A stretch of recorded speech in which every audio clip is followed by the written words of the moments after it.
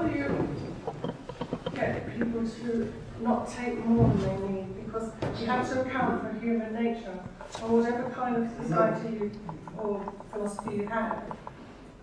How do you regulate things? It's all very well when there's plenty to go around and everyone will take what they need. But when there isn't enough to go around, how does it work? I mean, ideally, yes, that everyone can be sharing, but how does it work? And what would you have instead of money? And there's always someone who, through fear that they're not going to have enough, maybe for their family, that will always say to themselves, I just have a little bit more because I have to care for my own. And I don't know how you would deal with that. I don't know how, no one ever deals with it. There's always someone who wants more than the others. Okay. Now, there have been two responses from the speakers here. So I think, first of all, if you don't mind, I'll let Dr. Butler respond to the previous speaker, yes. and then Richard will Okay, I was just going to say, again, I'm disappointed in what you're saying, because I think that was guilt by association, right? I'm not going to say you're responsible for Cambodia. Don't you say I'm responsible for Auschwitz, right? You know, don't let's go there. This is not what we're about. I think we are both idealists. But you talk about the many evils of the world, and I accept the many evils of the world, and these are evils which I want to extinguish. And I believe that my system is the best way to extinguish them. You know, you talk about starvation in various places. How do you solve it? Yes, you say, oh, well, if we shared everything, we would get clean water and other resources to drought-ridden parts of Africa. Well, how, right? How do you do it? This is a problem of finding the resources, finding the technology, developing the resources, developing the means of distributing those things, working out what it is that's going to go where. This is a very complicated problem. And I don't think that it's going to be solved just by believing that somehow we all shared everything, that it would all happen. It won't all happen. You can make it happen through a market system because the market drives resources to where they are needed. And one looks at, just to take your example, you know, you look at Africa as a continent and you think, right, you know, where are things really bad? And things are really bad in the societies that call themselves socialist. But it's true. I'm sorry if I'm caricaturing you. I have no wish to caricature you. But I'm just saying that you look around, and it is where, in places like Sudan, where you don't have private ownership of land, that people will not plant crops and grow crops, and you get starvation because of that. Because there's no point in doing it. And in many parts of the world, there's no point in planting land, husbanding those resources, harvesting them, because you know that as soon as the harvest comes, some thugs are going to come and take it. They're probably going to be the government or the police, or that you're not going to get the fruits of your labours. I think people should have the fruits of their labour. I think this should be encouraged. I think this encourages hard work and enterprise and people helping each other. You produce things to exchange with others, and by exchanging with them, they are better off as well. So I think that's a way to improve things. And you look at, you know, in 1950, Kenya and Singapore had roughly the same standard of living. You know, now Singapore is up there, Kenya is still there. Now why is that? It's war, it's genocide, and it is, well, I'm sorry, I'm going to say socialism. Okay, in response to the lady there. I just want to say one sentence now.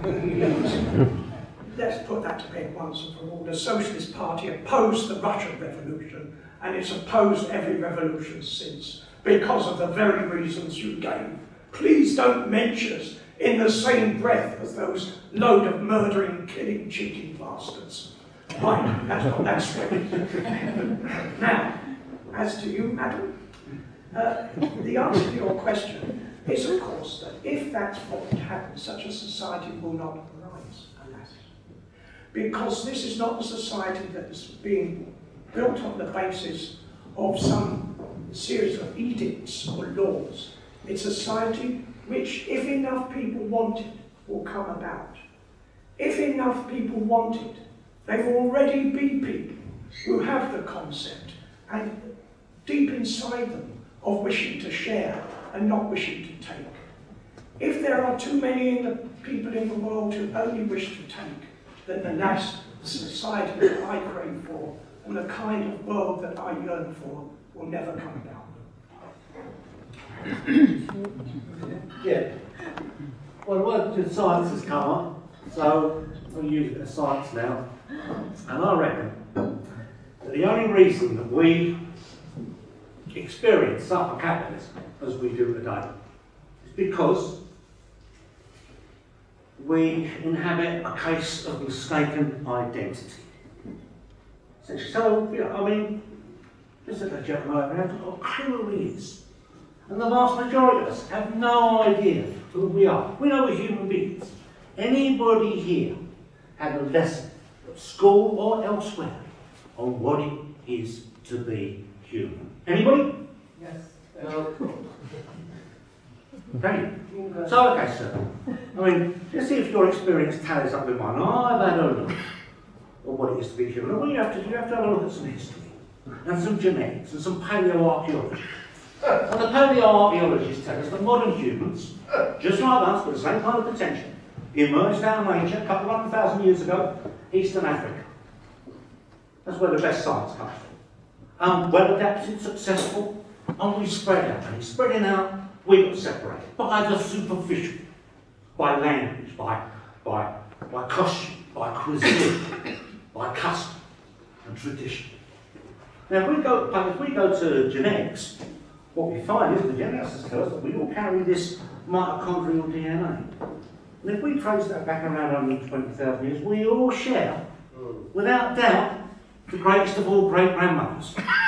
And we have chromosomal DNA. And around 90,000 years ago, they reckon we all share the greatest of all great-grandfathers. So that undoubtedly makes us irrefutably family. Now, in a family that functions like, and I was lucky enough to be brought up in quite a functional family, there was an ethic that was followed. And it was from each according to ability, to each according to need. And that is the ethic, the philosophy that makes a family function. Now, we live in a society where we are all irrefutably members of the same family, where that ethic does not apply. So therefore, it's obvious why our society is dysfunctional. And as I said before, the great thing about socialism, waking up to who you are, because who you believe yourself to be determines what you want. Me, I see myself as a member of the human family, and rightly so, and I want to be true to myself, then I therefore want a family life. A society where I bring to the best of my ability, and I take, according to myself, determined needs, where I can.